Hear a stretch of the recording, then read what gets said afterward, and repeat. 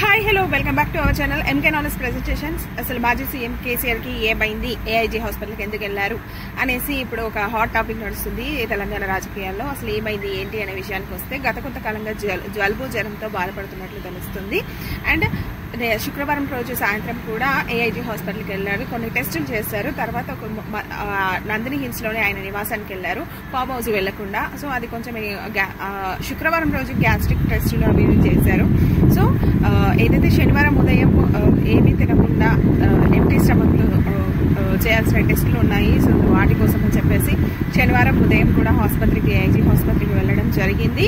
ఇంకా కేసీఆర్ వెంట హరీష్ రావు, కేటీఆర్ కూడా ఉన్నట్టు మనకి తెలుస్తుంది. అయితే ఇంకా టెస్టులు చేయాల్సింది ఉంది.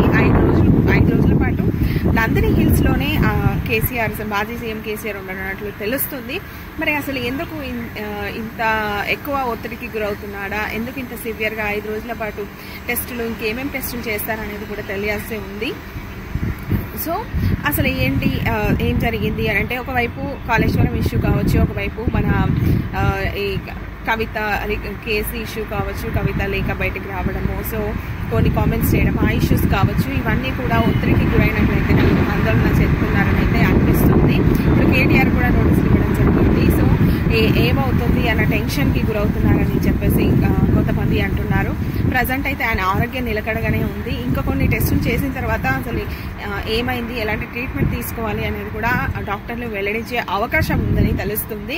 సో కేసీఆర్ ఆరోగ్యంపై మీరేమనుకుంటున్నారు? కేసుల ఒత్తిడే కారణమని మీరు అనుకుంటున్నారా? తప్పకుండా కామెంట్ చేయండి.